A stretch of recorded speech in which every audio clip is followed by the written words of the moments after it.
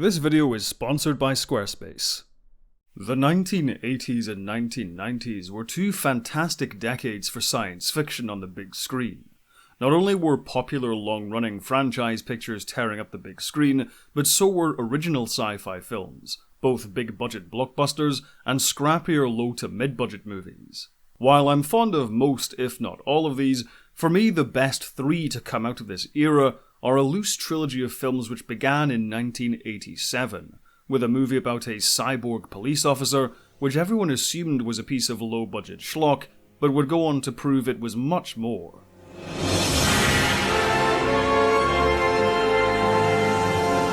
The story of what would become RoboCop begins in the early 80s with writer Edward Neumeier. At the time, Neumeier was working as a junior story executive at Universal Pictures, though he had aspirations of becoming a screenwriter and movie producer in his own right. After shadowing the crew on Blade Runner, which was filming behind his office, a concept for a movie began forming in his mind. He recalled, "I had this vision of a far distant Blade Runner type world where there was an all-mechanical cop coming to a sense of real human intelligence." While writing an outline for his idea, he encountered director Michael Miner, who had a similar robot-themed movie idea called SUPERCUT. Over the next few months, the two collaborated on a spec script in their free time. Taking inspiration from Alfred Hitchcock's Psycho, Neumeier conceived of killing off the lead character near the beginning of the film. However, this time the character would be rebuilt as a cyborg.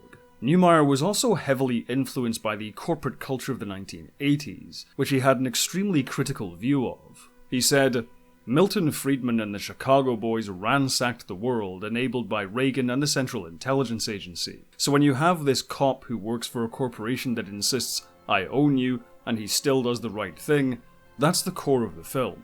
To further satirize the Reagan-esque attitudes of the day, Neumeier and Miner came up with the idea of having news breaks throughout the movie, television hosts who would be smiling brightly while reporting on horrific violence and hot new products alike. The spec script was completed by December 1984, entitled RoboCop: The Future of Law Enforcement. The two began shopping the script around in early 1985, eventually catching the eye of director Jonathan Kaplan and producer John Davidson at Orion Pictures. Davidson was a seasoned producer of B-movies and parodies and took to the satire of the script. In a meeting with Miner and Neumeier, he referenced Dirty Harry and Mad Max 2 for the tone he had in mind. When the writers agreed to take on board these notes and write a second draft, the project was given the green light. As Neumeier and Miner began work on the second draft, director Jonathan Kaplan left the project to direct Project X. Miner lobbied to direct the film himself, but Davidson refused, citing his lack of experience. Instead, he was offered the job of second unit director, but Miner turned this down. Directors who were approached to take over included David Cronenberg, Alex Cox, and Monte Hellman. A huge sticking point in finding a director was the film's title. To many, RoboCop sounded like some kind of Roger Corman or Cannon-esque B-movie, and turned away many prospective filmmakers. Everybody had reservations about the title because the title is just basically silly. And no matter who you told the title to, you could just see the expression on their face like, God, why are they involved with such a piece of junk, you know? So we often thought about trying to come up with a better title, but it stuck. In fact, I remember Orion saying, "We can never sell it with that title. It's stupid. It sounds like a kid's movie." But in the end, a title that tells you what the movie is really quite good. Eventually, producer Barbara Boyle got wind of the script, and she sent it to Dutch director Paul Verhoeven, whom she had just worked with on Flesh and Blood, Verhoeven's first English-language movie. Verhoeven had made a big splash in his native country with controversial, albeit largely acclaimed films such as Turkish Delight, Spetters, and Soldier of Orange. Allegedly, when he first tried to read the script, he only got through the first page before discarding it out of hand. He was urged to read it again by the producers at Orion Pictures, but again he turned it down. It was only when Verhoeven's wife Martine read it and loved it did he give it a third try. My wife picked up that script RoboCop and read it, and she said, yeah, this is perhaps not, it's not Shakespeare, but it is a script with more layers than you think. And he sent us a telegram saying that he would do the picture, and no one was more shocked than I. After Verhoeven stated his interest, he requested a third draft of the script, desiring a more serious tone. While Miner and Neumeier worked late nights to complete the third draft, they gifted Verhoeven with a number of 2000 AD comic books to better communicate their vision of the film. By the time the third draft was completed, Verhoeven understood the intentions of the movie and admitted the second draft was the better script, and thus he signed on as director.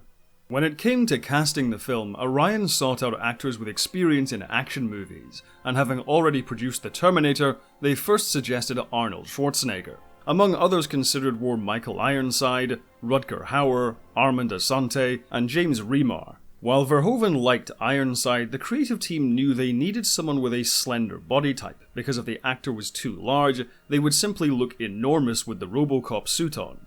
Eventually, Peter Weller expressed his interest, stating a desire to work with Paul Verhoeven. Weller not only had the right physique, but he also had extensive martial arts and athletic training, which would allow him to imbue the RoboCop character with a distinctive movement style. He also had no qualms about his face being covered up for the majority of the film, which was a sticking point with other actors. Weller had already accrued a modest sci-fi fanbase following his appearance in The Adventures of Buckaroo Banzai across the 8th dimension. After landing the role, Weller worked closely with mime artist Moni Yakin to perfect the movement style of the character. He developed a way of moving very smoothly, but with an abrupt stop to each movement, which would help sell the character's robotic nature. For the role of Anne Lewis, Stephanie Zimbalist was originally cast, but dropped out due to her obligations to Remington Steele. Nancy Allen was brought in for a last-minute audition, and though she too was put off at first by the film's title, she was incredibly impressed when she eventually read the script. Having appeared in Carrie and I Wanna Hold Your Hand, Allen was known for her curly blonde hair and high school cheerleader-like persona. Thus, the first thing Verhoeven asked her to do was to cut her hair short and dye it dark. To help prepare for the role, she underwent police academy training and received advice from her father, who was a police lieutenant. For the villainous Clarence Boddicker, Michael Ironside was considered and Robert Picardo auditioned, but Kurtwood Smith was the favourite, though he also auditioned for Dick Jones. Like Allen, he was also unsure of how substantive the film would be, but saw that it had potential. Boddicker was given glasses so that Smith would resemble Nazi Party member Heinrich Himmler, which Smith was unaware of at the time. Instead, he saw this as Boddicker's attempt at looking more intelligent, to conceal his true nature as a sadistic psychopath. Up until that point, Kurtwood Smith had mostly led an acclaimed stage acting career, with only guest spots on a handful of TV shows. RoboCop was his first foray into feature films and science fiction. He would later land a leading role in the sitcom That 70s Show, and make further forays into science fiction, making 3 appearances in the Star Trek franchise. During casting, Verhoeven had a tendency to choose actors who were seen as opposite to their roles, and flip their industry reputation. This was successful with Nancy Allen, and the same would be done with Ronny Cox, who at the time was known for playing predominantly nice, approachable, fatherly characters. When he was cast as the heartless OCP corporatist Dick Jones, Cox found that playing a villain was, quote, about a gazillion times more fun than playing the good guys. Star Trek fans will know Ronny Cox for his later appearance in Star Trek The Next Generation's Chain of Command as Captain Edward Jellicoe. Playing Dick Jones's corporate rival Bob Morton would be Miguel Ferrer. Morton would be Ferrer's breakthrough role, and he would go on to become a familiar face to American TV and film audiences, appearing in Hot Shots Part 2 and Twin Peaks among many others. This video is sponsored by Squarespace, the only tool you'll need to create a beautiful looking website for your business, portfolio, or online store. I used it to create my production company's website, and I didn't know the first thing about coding.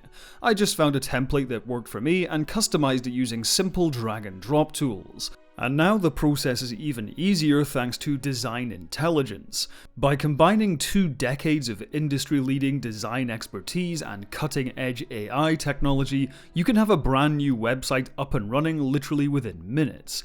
Everything from finding a template to integrating SEO can be personally tailored to your needs. Jump over to Squarespace using the link below to start building your website and use the coupon code RowanJColeman for 10% off your first purchase.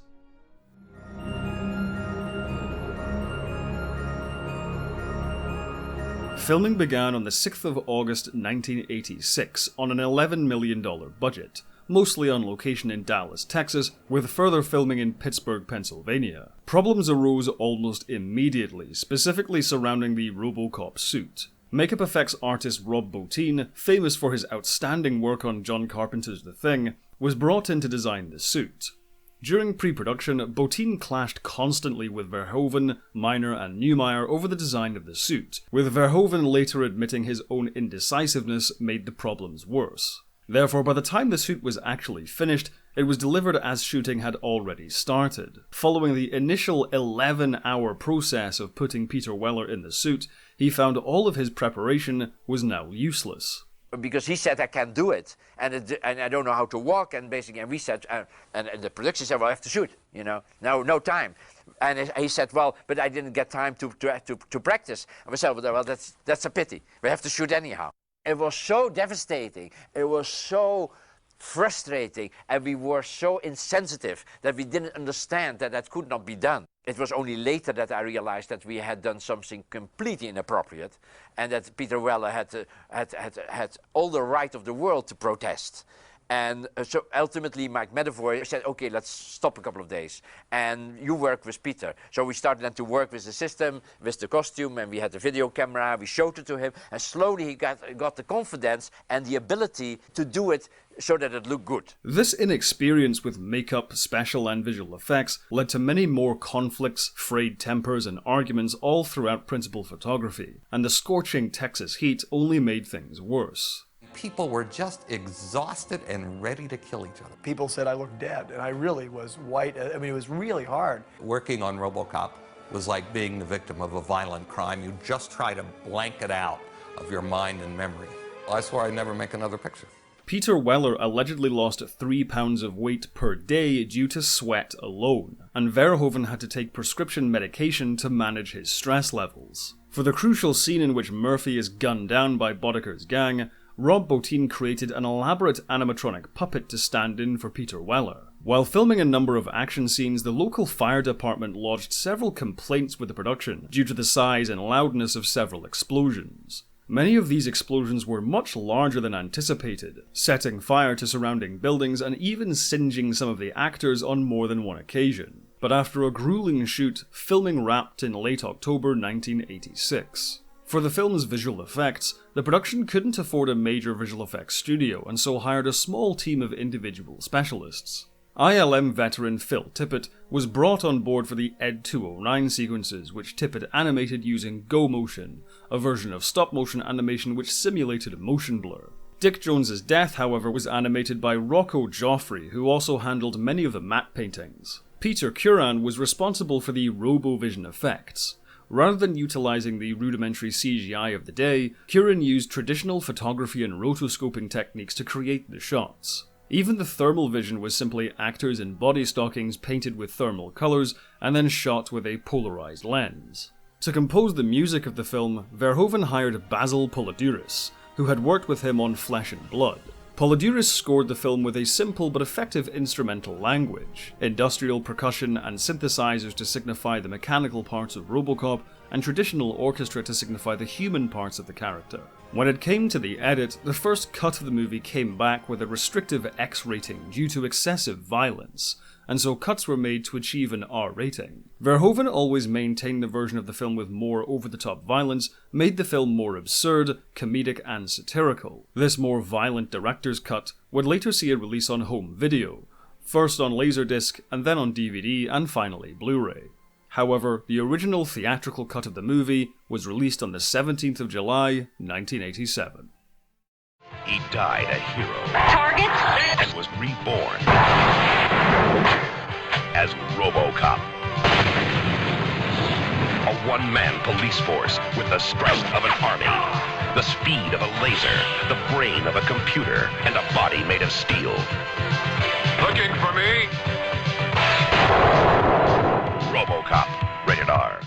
As I mentioned in the intro to this video, RoboCop is one of my favourite sci-fi action films from this era, and one of my favourite movies in general. It strikes that perfect balance between being a fun and thrilling action movie and an intelligent satire with some real emotional sincerity. If you want to turn your brain off for some great action, there's plenty of it, but there's also a lot to discuss once you scratch the surface.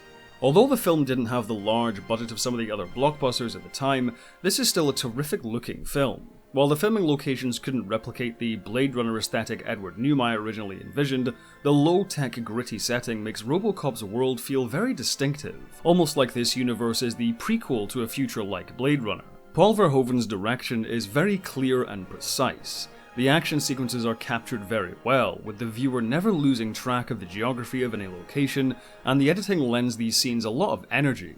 Outside of the action scenes, there are some terrific old-school Hollywood-style wanners, striking compositions, and a wonderful sense of pacing. The special and visual effects are also top-notch. Rob Bottin's work is simply incredible throughout, with a greater chance to shine in the director's cut. While stop-motion animation is a technique which instantly dates the movie, Phil Tippett's work on Ed 209 is fantastic. There's so much character imbued in this machine with the smallest of details. The matte painting work is also stunning, with many of the location and set extensions looking virtually seamless. The only weak effect is Dick Jones's death. The arms on the model look way too long, and the close-up on the face shows it clearly isn't Ronnie Cox. Aside from that, however, the effects are strong across the board. Although it was a cheap production, the film feels much larger in scale, because the direction and cinematography lends everything real dramatic weight. The same can be said of Basil Polidiris' score. I feel these days Polidiris gets forgotten about when movie fans discuss great composers of this era, but personally I think Polidiris is comfortably on the same level as Goldsmith, Horner, Silvestri, and Williams. His main theme for RoboCop is bombastic and heroic, feeling almost like a superhero theme. The use of synthesizers also gives the score a lot of texture and detail, but it's the string-heavy tracks which are my favourites. The music used for the scene in which RoboCop returns to Murphy's home and has flashes of his previous life is packed with so much raw emotion, which I suppose is a nice segue into discussing the more substantive themes of RoboCop. Honestly, it's difficult to know where to begin, as so much has been said about the movie since its release. The satirization of capitalism and corporate culture is one of the most obvious themes tackled by the movie. The privatization of public services and militarization of the police are topics which continue to feel strikingly relevant today.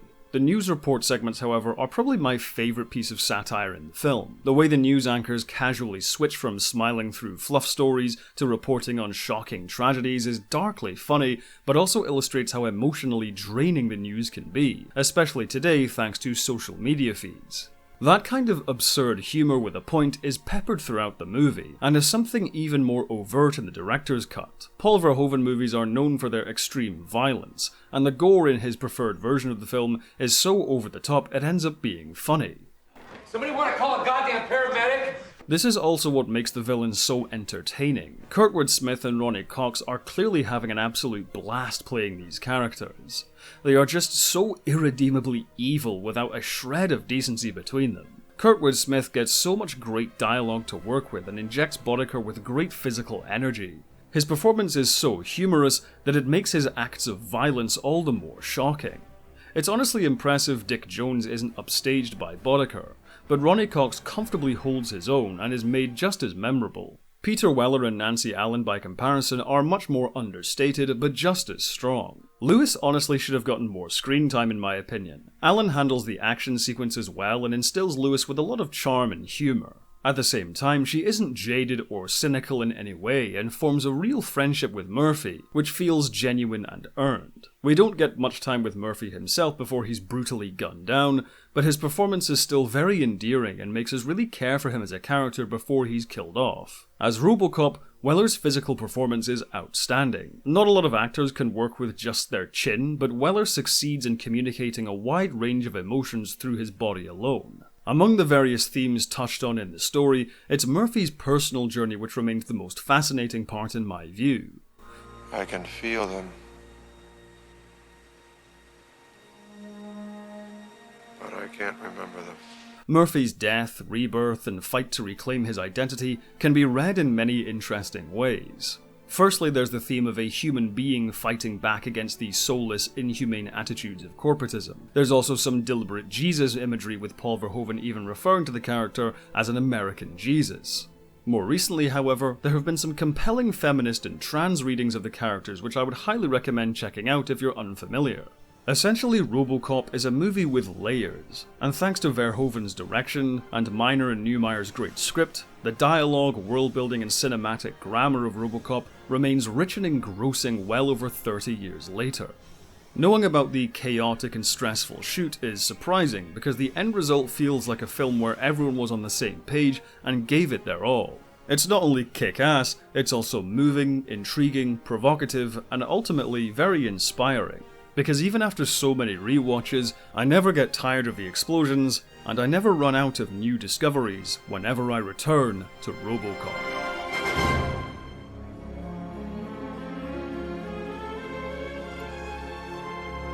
While many industry experts balked at such a silly-sounding title as RoboCop, Orion Pictures knew they had a hit on their hands, and to show confidence, held a number of pre-release screenings which began to generate a positive buzz around the film. Upon release, it exceeded box office expectations, debuting at number 1 and remaining in the top 5 even after bigger movies like The Lost Boys and The Living Daylights were released. In the end, RoboCop grossed over $50 million against its $13 million budget. It was a surprise success at the box office, but made its real killing on home video as positive word of mouth continued to spread. Critics also praised the film, finding it to have a far richer narrative than many at first assumed. Despite its violent content, the merchandising of the film proved to be incredibly popular with children, leading to a successful toy line and eventually a TV show.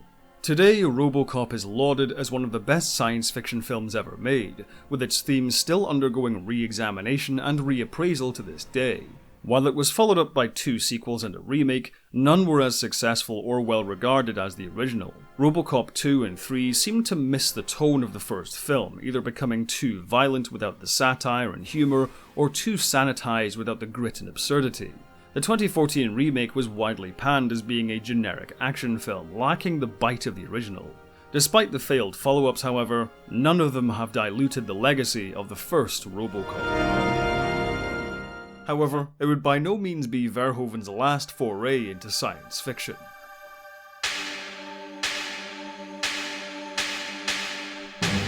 The short story We Can Remember It For You Wholesale by legendary sci-fi author Philip K. Dick was first published in 1966 in the Magazine of Fantasy and Science Fiction. While Dick had already won acclaim for his work The Man in the High Castle, he wasn't yet known to wider pop culture. Blade Runner was still a long way away.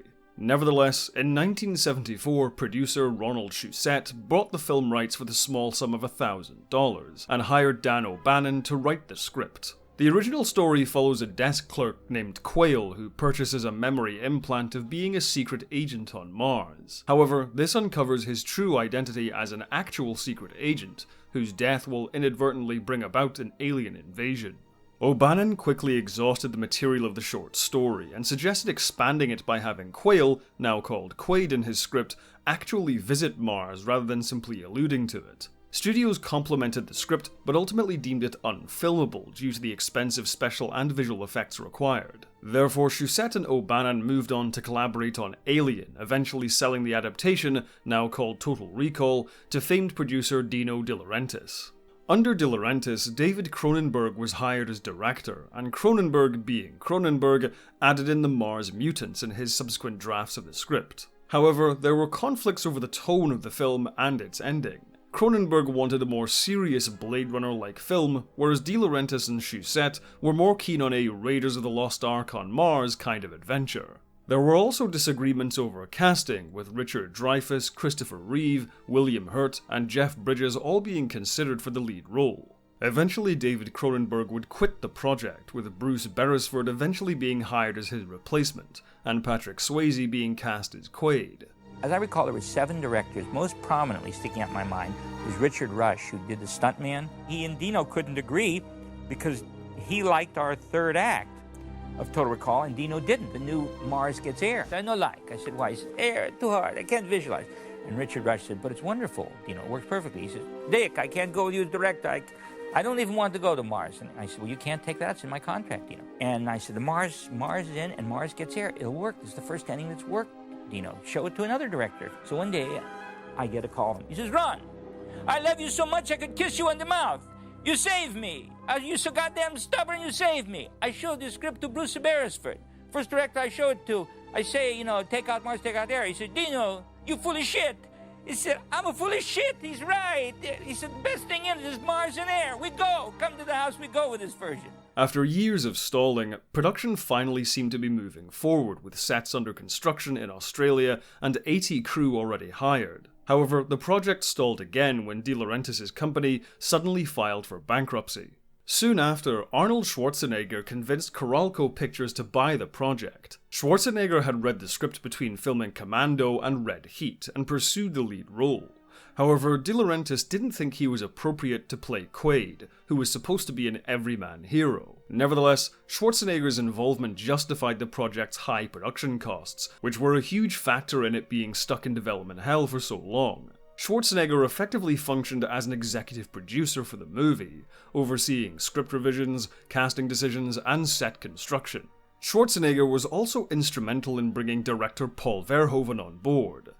I called Paul Verhoeven and I said, remember when we met a few months ago after you came out with RoboCop? And I said to you, he says, Paul, you and I, we have to work together. You're exactly my style of directing. So he says, yeah, I remember that. And I said, well, I have the project for us now. I pushed him, you know, and I helped him. I was laying with him on the floor or in the mud and say it like this. And you should, I think you have to give more accent to this word or push this a little bit harder. It has to be a bit faster. Don't be so slow. Do it 3, 4, 5 times. And because Arnold is a guy that has, in fact, no ego in that direction, you know. He's not like, oh, basically, don't hurt me. It's more like, oh, fuck, yeah. Verhoeven had actually been approached about Total Recall while it was in development in the 1970s, but had turned it down due to his disinterest in science fiction at the time. But by the late 1980s, he was proud of what he had accomplished with RoboCop, though he was still hesitant to take on such a visual effects heavy project. When he read the script and came to the scene where Dr. Edgemar tries to convince Quaid he's still dreaming back at Recall, Verhoeven accepted the job as director. Verhoeven then hired Gary Goldman to rewrite the script, and also hired cinematographer Jost Vacano, production designer William Sandel, and special makeup effects artist Rob Bottin. After 16 years in development, 7 directors, 4 co-writers, and 40 script drafts, Total Recall was finally ready to begin production. And then I get this call from Arnold, and he says, Ron, he said, get ready, pack your bags, we go. We're going to make the movie. I said, what movie? He says, isn't there a movie you've been trying to make for about 10 years? I said, oh, it's in bankruptcy. He said, well, I just took it out. Back up. We're making the movie right away. And that was it.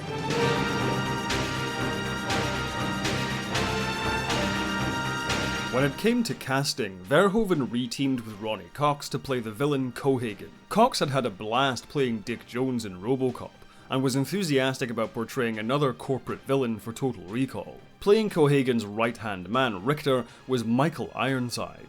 Ironside had previously auditioned for the lead in RoboCop and was even offered the role of Clarence Boddicker. Once cast, he embarked on an impressive workout regime to make himself a credible physical threat against Arnold Schwarzenegger. Playing Richter's main henchman Helm was Michael Champion, a singer, songwriter, and musician who also had guest roles in Diagnosis Murder, Star Trek The Next Generation, and The Flash, among others.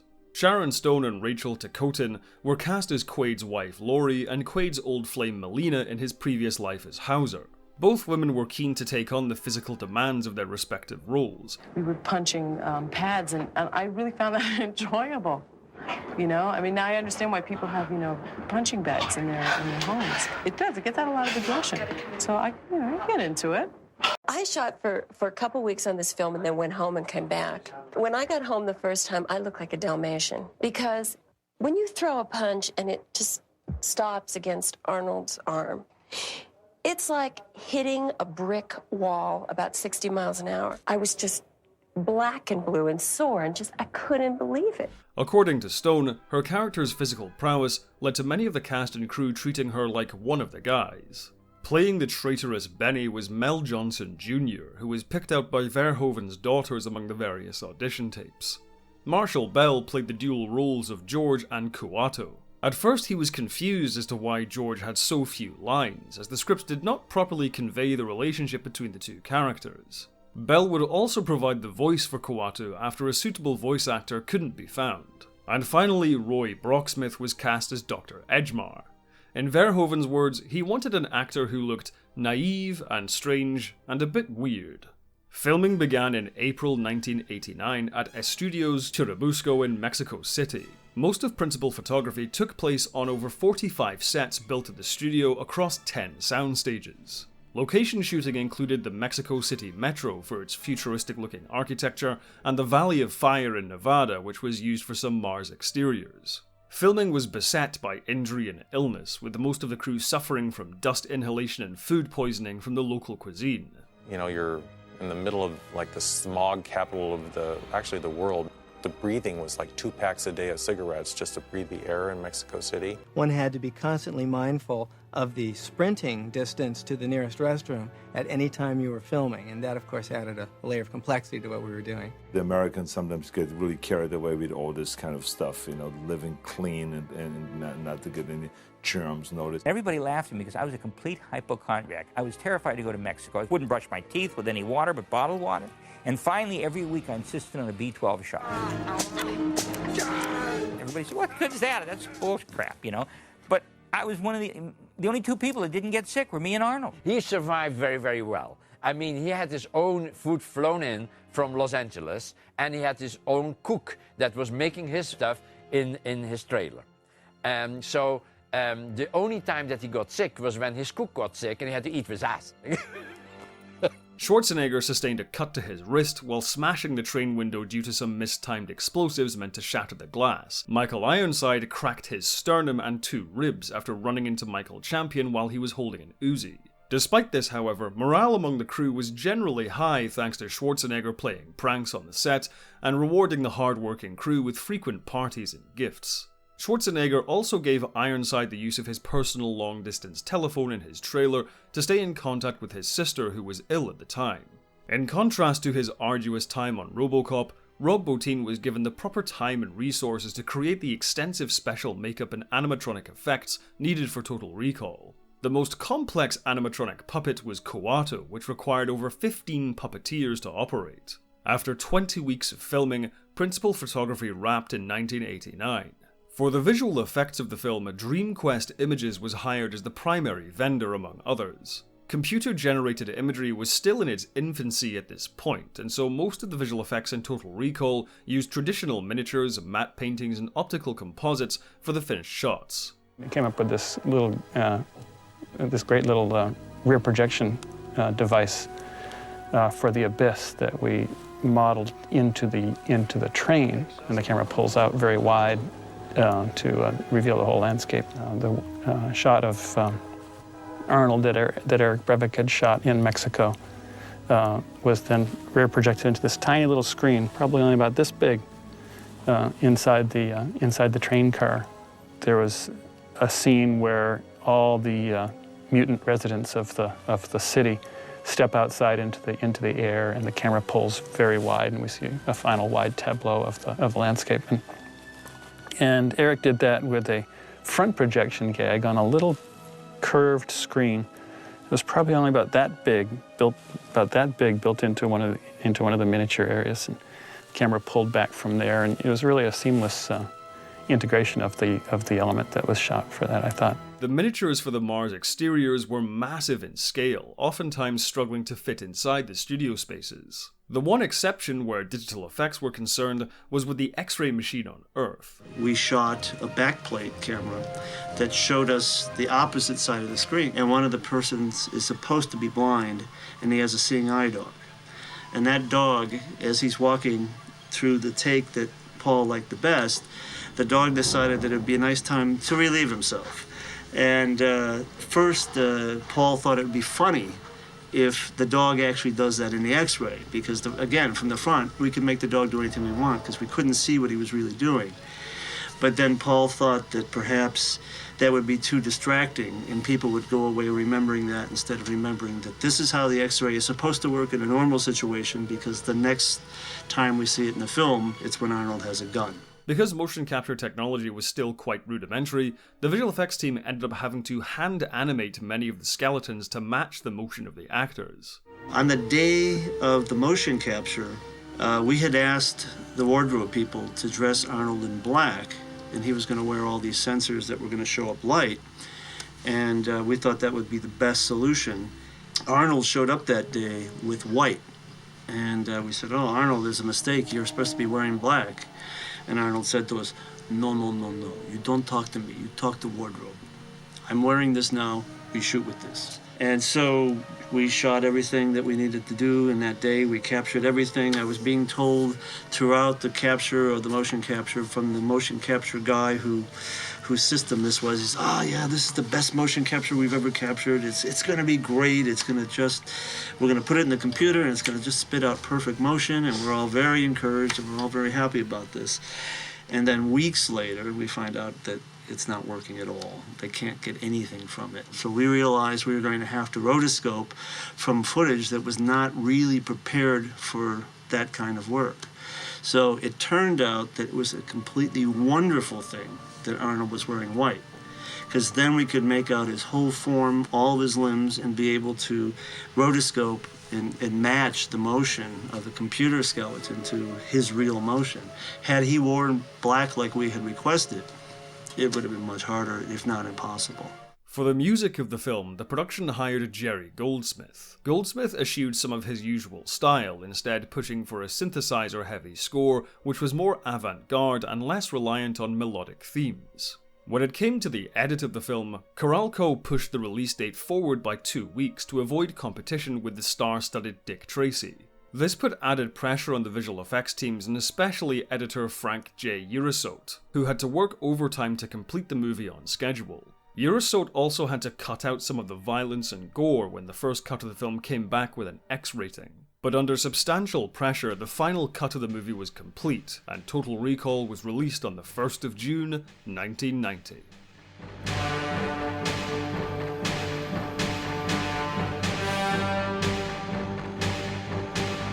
As a spiritual successor to RoboCop, Total Recall tackles much of the same thematic material, but with a grander scope, sense of tongue-in-cheek fun, and its own unique world to make it distinct and extremely entertaining. Once again, it's a movie which strikes the perfect balance between fun, schlocky thrills and intelligent, rich filmmaking. The larger budget compared to RoboCop is most certainly on the screen. While its reliance on traditional visual effects techniques dates the film, the high quality of work on display offers a visual feast when it comes to production design and effects. The miniature and animatronic work is spectacular throughout, especially the Mars landscapes and animatronic doubles for various actors. I've always loved the asphyxiation effect. It's so over-the-top grisly it just becomes funny. I do think it would have been better if Verhoeven shot the film in a wider aspect ratio though. The scale of the film is so huge at points that a widescreen look would have really enhanced the visuals of the movie. I do also think the red lighting on Mars goes a little bit overboard at times, even clipping out some of the detail on the actors' faces. But in general, Total Recall showcases the technical possibilities of this era of filmmaking at its absolute peak. Likewise, the music by Jerry Goldsmith is top-notch. Goldsmith has long been one of my favourite movie composers because of his work on Star Trek, and while the themes and motifs in Total Recall aren't as heavy on melody and therefore not as singable, there are still some terrific tracks in here. The opening credits track almost sounds like a sci-fi rendition of Basil Poledouris' work on Conan the Barbarian. And the action cues where Goldsmith brings in the brass feel exciting and powerful. Goldsmith's incorporation of synthesizers also lends the score a lot of deep texture, especially for the music surrounding the alien ruins beneath the Mars mountain. When it comes to the cast, this is a case where everyone just seemed to be on the same page. Verhoeven's American movies are sometimes criticized for their overacting, but to me this is part of their charm. Sharon Stone, Rachel Ticotin, Michael Ironside and Ronnie Cox all walk up to the line of chewing the scenery without ever going fully over. Rather, their innate charisma comes through in their displays of big emotion and physical enthusiasm. They may be playing archetypal characters, but it doesn't stop them from being fiercely entertaining. 30 seconds, you'll be dead. Then I'll blow this place up and be home in time for cornflakes.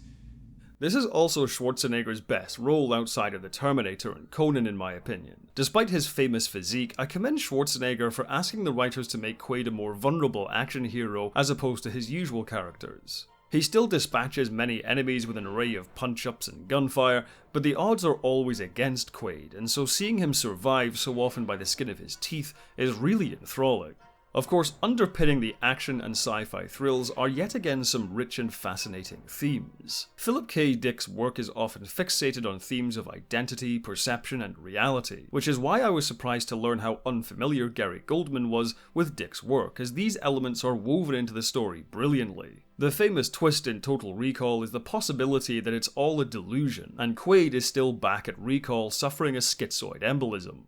In your mind, I'll be dead, and with no one to guide you out, you'll be stuck in permanent psychosis. The walls of reality will come crashing down. 1 minute, you'll be the savior of the rebel cause, and the next thing you know, you'll be Cohagen's bosom buddy. You'll even have fantasies about alien civilizations, as you requested, but in the end, back on Earth, you'll be lobotomized. A lot of analysis you see online about Total Recall frustratingly stops here. However, this is not the subtext of the movie, it's just the text. What I find much more interesting is how the film's social and political commentary is recontextualized because of this element. The possibility that this is all a fantasy can be interpreted in a number of different readings. Much like RoboCop, Total Recall is fiercely critical of capitalism and corporatism. Therefore, Quaid's one-man army approach to overthrowing this oppressive system being a delusional fantasy could be interpreted as extremely cynical, i.e. this could never happen and thinking so is ridiculous, but on the other hand, it could be read as pragmatic. Change is possible, but not through a single beefed-up action hero taking down the corrupt system in a single afternoon. Bringing up this fantasy element could also be read as setting up a satire of the 80s beefcake action subgenre in general. These kinds of movies were, after all, sold as ostensibly a male power fantasy. This is where Dino De Laurentiis thinking Schwarzenegger wasn't right for the role actually pays off in an ironic way.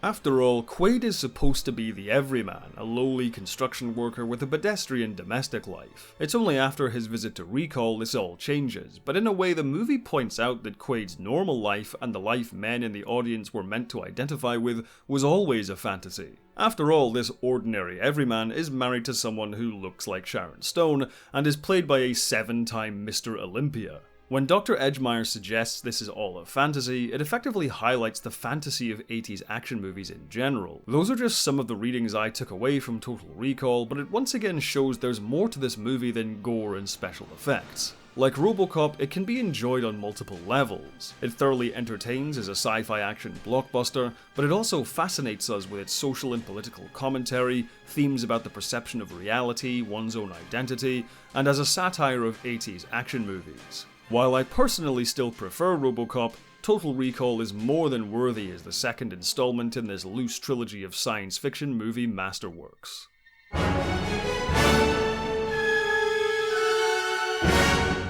Upon release, Total Recall actually received quite mixed reviews. Critics were polarized, with some seeing it as a clever and complex narrative spearheaded by a strong performance from Schwarzenegger, while others called it a mess with too much violence and gore, and with Schwarzenegger playing a character outside of his acting ability. Nevertheless, audiences responded well to it, which translated to box office success. On its $48 million budget, Total Recall grossed $261 million worldwide, becoming the 5th highest grossing movie of the year. This commercial success continued on home video, where it became one of the best-selling and most rented titles of the year. Following the film's success, Gary Goldman and Ronald Shusett pursued making a sequel to the film by adapting another one of Philip K. Dick's stories, The Minority Report. Their initial concept saw Quaid running an organization which used Martian mutants with precognitive abilities to stop future crimes. The project failed to get off the ground at Carolco and didn't interest Schwarzenegger either.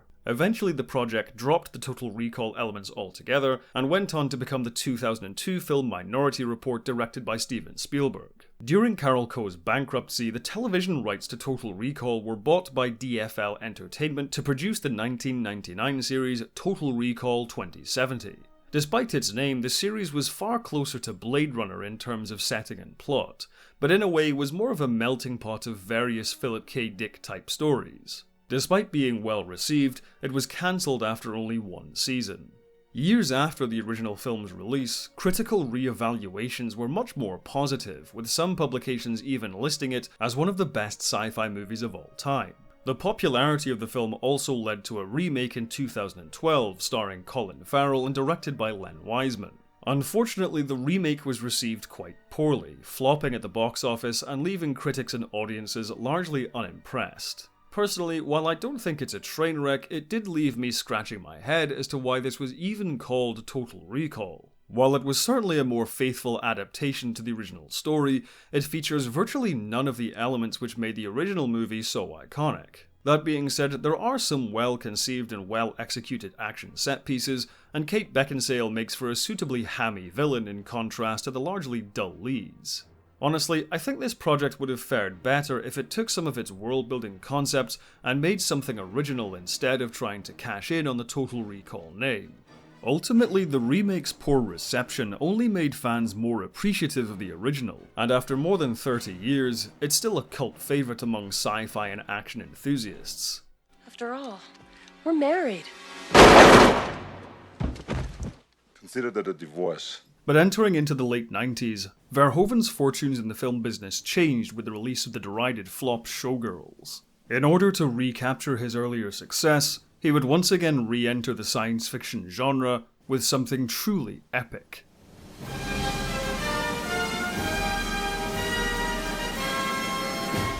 In 1959, the book Starship Troopers by Robert A. Heinlein was published. Like many of Heinlein's works, it met with an extremely polarized reception for its social and political themes, but proved to be enduringly popular nevertheless.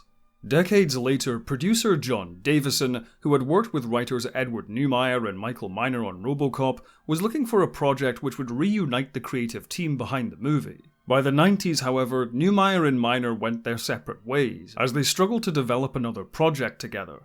Soon after, Neumeier conceived of a sci-fi war movie called Bug Hunt at Outpost 7. He took the pitch to Davison, who liked the idea, but couldn't get it off the ground at TriStar Pictures. Undeterred, Davison realized Neumeier's idea had some similarities to Starship Troopers, a book which they had both read as teenagers, and suggested turning Bug Hunt at Outpost 7 into an adaptation of the novel. To their surprise, the film rights to the books were indeed available, and when the pair re-pitched the project as Starship Troopers, this time TriStar was interested and optioned the rights to begin development. Davison then began hiring crew and immediately went to Phil Tippett, who had handled the stop-motion animation on RoboCop. By the 90s, Tippett's own visual effects company, Tippett Studio, had significantly grown in size, and for Starship Troopers, he was tasked with creating all of the effects for the insectoid enemies known as the Arachnids. Davison and Neumeier also approached Paul Verhoeven to direct the film, as they had him in mind since first coming up with the project. Although Verhoeven had found great success with RoboCop, Total Recall and Basic Instinct, his fortunes had changed in the mid-90s. He struggled to get his pirate project Mistress of the Seas off the ground, and his attempt at re-teaming with Schwarzenegger for an epic about the Crusades was also a non-starter. Furthermore, Showgirls was a huge box office bomb, and earned Verhoeven the worst reviews of his career.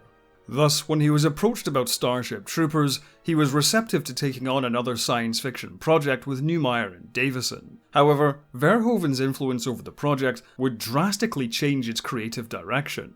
The original novel drew heavy criticism for its militaristic themes, with some referring to the novel and Heinlein as staunchly conservative, militarist, libertarian, and even fascist.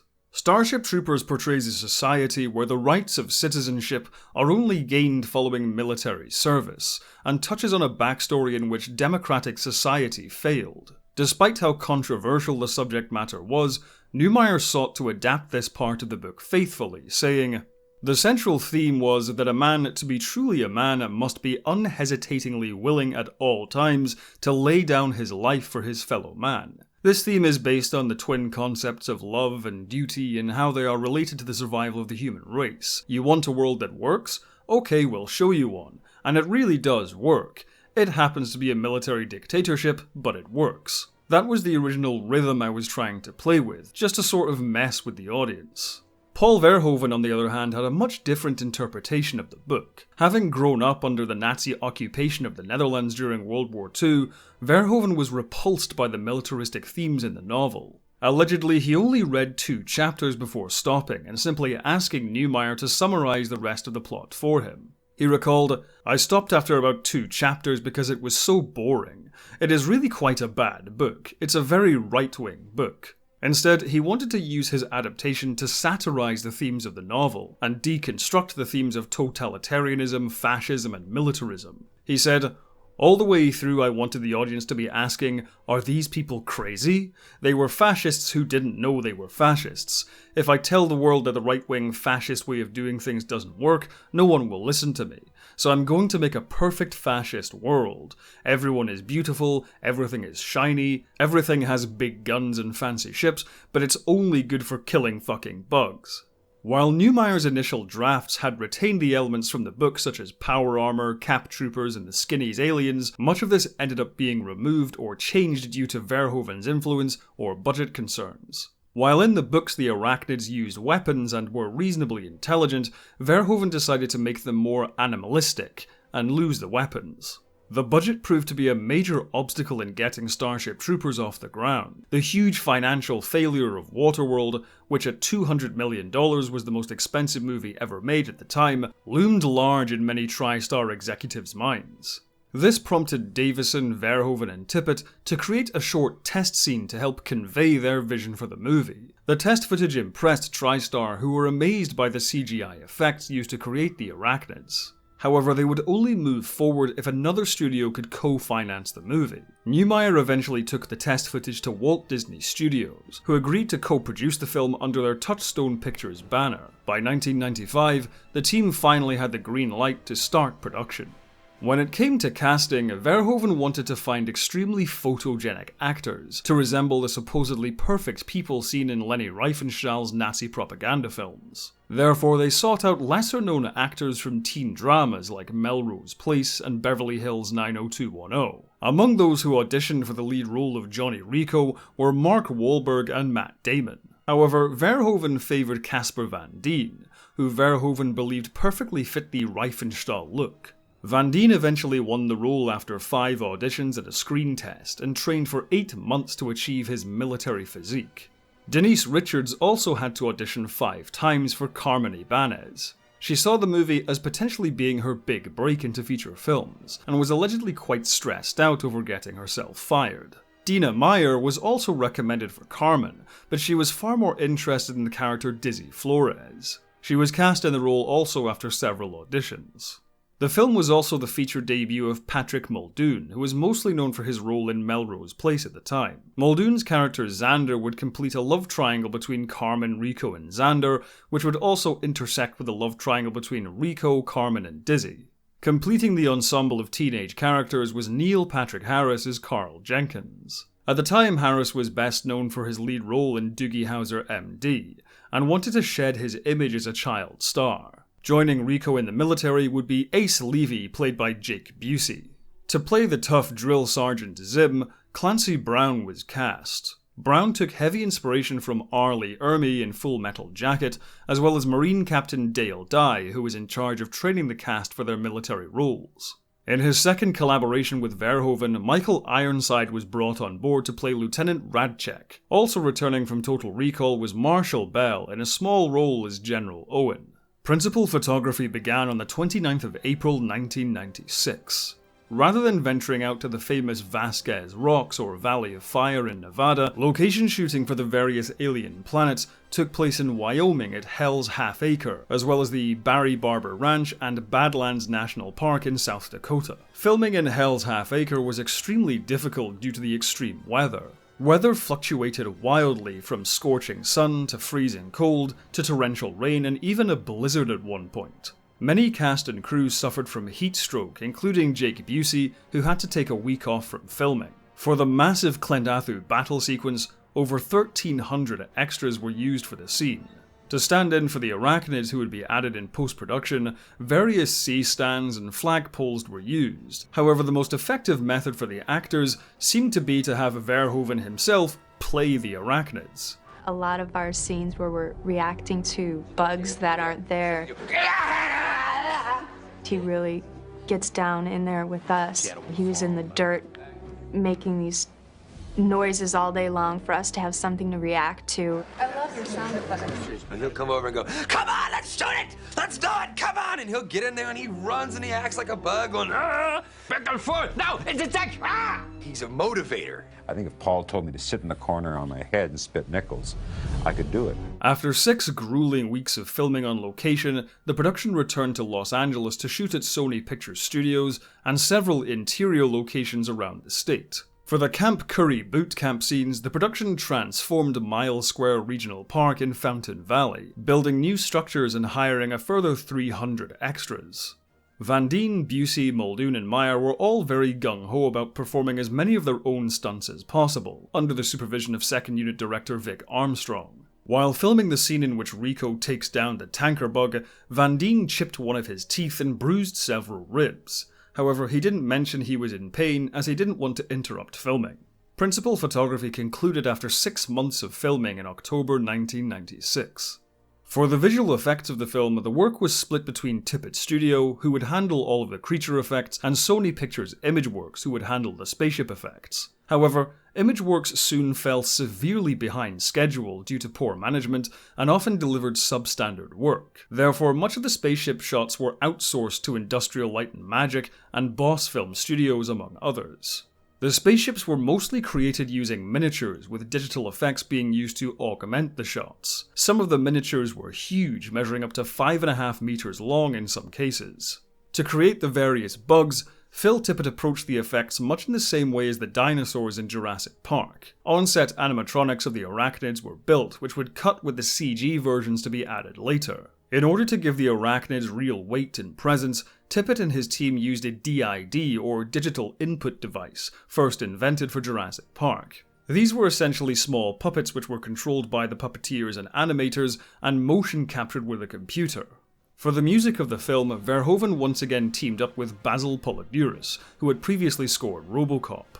In keeping with the jingoistic tone of the movie, Poledouris wanted the score to be exciting, passionate, and poignant. Eventually, Verhoeven singled out Poledouris' theme for the Roger Young spacecraft as the main theme for the movie. The track later became known as the Klendathu Drop. Also included on the soundtrack was the band Evelyn Oz, which Zoe Poledouris, Basil Poledouris' daughter, was a member of. After a hugely expensive and difficult production, Starship Troopers was released on the 7th of November, 1997.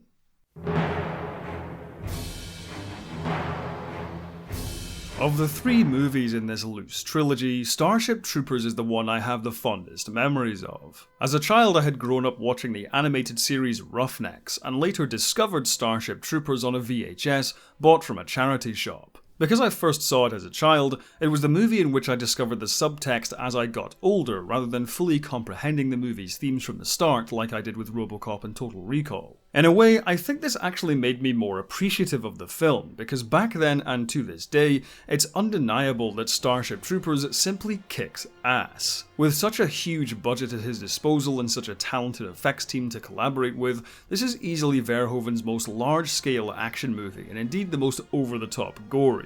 While Leni Riefenstahl may have been a big influence on the movie, the fingerprints of David Lean and even Akira Kurosawa are also present. This gives Starship Troopers a truly massive scope and lends the enormous battle sequences a majesty which is easy to get caught up in. Though again, like Total Recall, I do think the movie would have benefited from a widescreen aspect ratio. The visual effects are utterly outstanding. I love the marriage of traditional miniatures and cutting-edge digital effects of this era. All of the spaceships and stations look incredible on screen, and the sequences of the Terran fleet being blasted by the bugs feature probably the best spaceship battle damage ever seen in a movie. It's the arachnids, however, who steal the show. While texture and lighting technology has certainly evolved, the design, animation, and compositing of these creatures is flawless.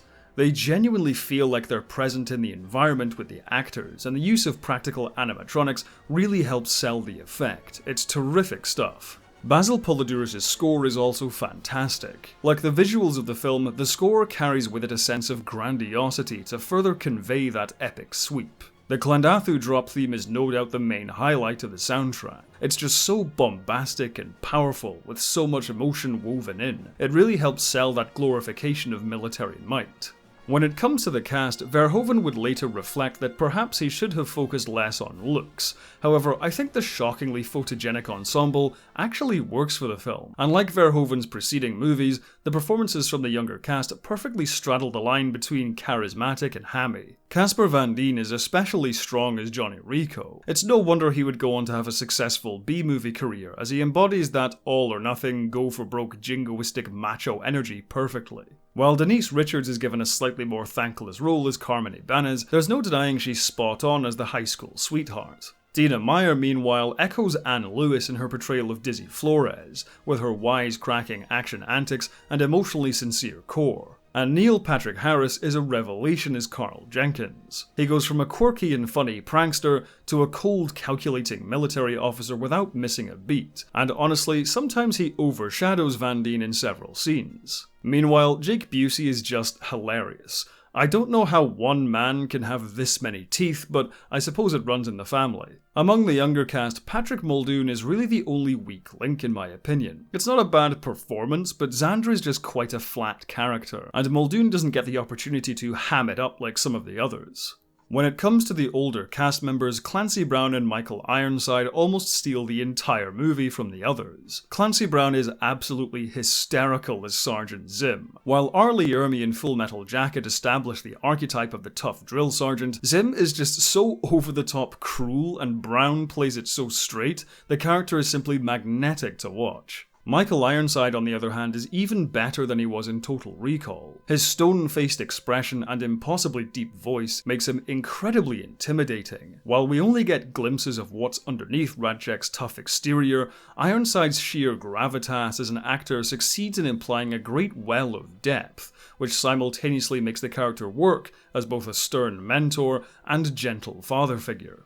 As with RoboCop and Total Recall though, Starship Troopers has more to say than simply entertaining us with exploding spaceships and gory action. Starship Troopers itself exists as a piece of fascist propaganda created by the fictional society it depicts. This is what makes the satire so effective. The true magic trick of the film is in how blatantly obvious and cleverly subtle its narrative themes are. It works so well as a coming-of-age triumphant war movie that as an audience member you may find yourself inadvertently rooting for the fascists. Which is why Carl's Gestapo-inspired uniform, Rico's public flogging, and state-sanctioned executions as late-night entertainment feel like such sucker punches. Whereas RoboCop and Total Recall revealed their depth by peeling back the surface, Starship Troopers reveals its depth by taking a step back and looking at the bigger picture. This is indeed a society which works. Technology is advanced, the skies are all blue, and everyone is beautiful. But it's also a society with a rigid and enforced hierarchy, with a cavalier attitude to violence and cruelty,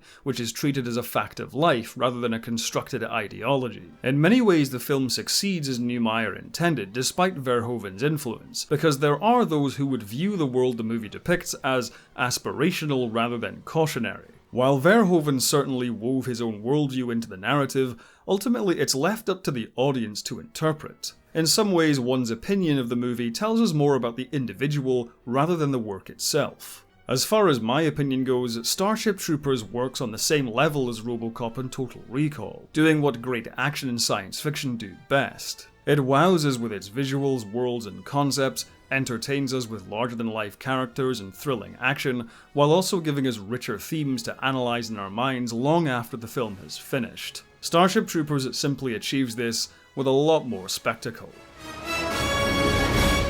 Upon release, Starship Troopers actually received predominantly negative reviews from critics, and seemed to divide audiences. Many critics didn't see it as a satire, and instead labeled it as pro-Nazi and pro-fascist. Virtually no major critic realized that this film was a satire. Then the Washington Post wrote an editorial about the movie saying that this was a very dangerous anti-American movie because it was promoting fascist ideals and it was portraying a Nazi society. And that article was taken over by all the European newspapers without having seen the movie.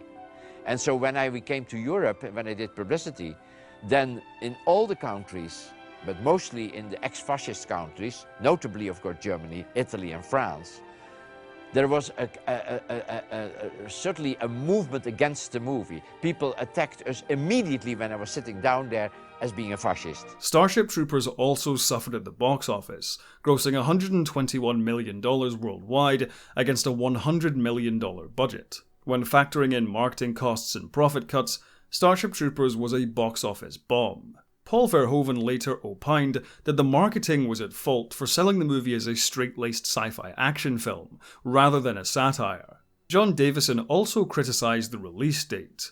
The movie had been moved twice to make room for Men in Black and Air Force One. The November release also placed it in direct competition with Alien Resurrection, Flubber, Scream 2, Tomorrow Never Dies, and Titanic. However, like Total Recall's improved reception over time, Starship Troopers later underwent a critical reassessment some years after its release. Some publications opined that the movie came out at the wrong time. During the 1990s, when the United States of America was generally prosperous and faith in public institutions was strong, perhaps audiences and critics didn't identify with its critiques of American society. However, following the war on terror and political divisions of the 2010s, the film's underlying message became clearer. Later on in the mid-2000s, after the first film sold well on home video, two straight-to-DVD sequels, Starship Troopers 2 Hero of the Federation and Starship Troopers 3 Marauder, were released. While well-intentioned, neither film was received particularly well. Starship Troopers 2 lacked the satirical bite of the original, and instead unsuccessfully riffs on John Carpenter's The Thing. Starship Troopers 3, written and directed by Edward Neumeier, with Casper Van Dien reprising his role as Rico, fared slightly better with a larger scale and attempts to replicate the satire of the original. However, it too was deemed as not a worthy sequel. Later straight-to-DVD efforts include the animated films Starship Troopers Invasion and Starship Troopers Traitor to Mars. While these movies again featured Van Dien reprising his role as Rico and Neumeier returning to write Traitor to Mars, neither film garnered much interest. A possible remake, reboot, or readaptation has been stuck in development hell for over a decade. The first Starship Troopers, meanwhile, went on to be named by numerous publications as one of the best science fiction films ever made, and has been highly influential on a number of filmmakers. And this completes what I like to refer to as Paul Verhoeven's sci-fi masterpiece Trilogy. 3 of the best examples of outstanding blockbuster filmmaking and rich, layered stories. Movies which have stood the test of time as pieces of entertainment, but also as works of political and social commentary. Personally, I count them as 3 of my favourite movies of all time, and Paul Verhoeven as one of my favourite directors. Paul Verhoeven, following his disappointment with 2000's Hollow Man and disillusioned following the flops of Showgirls and Starship Troopers, left Hollywood to return to the Netherlands, where he continues making movies to this day. The World War II thriller Black Book and hard-hitting drama Elle are both excellent and challenging works which show Verhoeven still has a passion for filmmaking, and while I know it's unlikely, part of me hopes a new project comes his way which will perhaps beckon him back to the universe of science fiction. Thank you for watching. Leave the video a like, and if you want to stay up to date on future uploads, hit the subscribe button and bell icon. You can also see videos early, uncut, and ad-free by joining me on Patreon. Speaking of which, I'd like to thank all of my patrons and members with an ultra thanks to Eamon Kelly, Michael Hardy, Ian Hodge, County Ark, Mike Halsey, Retro PC Gamer, Benjamin Stokes, Movie Magic, Charles Borsam, Olivia Computer, Bano, Extreme Streamers, Tom, Dusk, Colin Camille, Patrick Fleming, Matthew Camille, Ed Mark Starr, Dylan Thomas, Lilac Yane, Howard Craig Kervik, and Kajing G. Thank you once again for watching, and until next time, have a good one.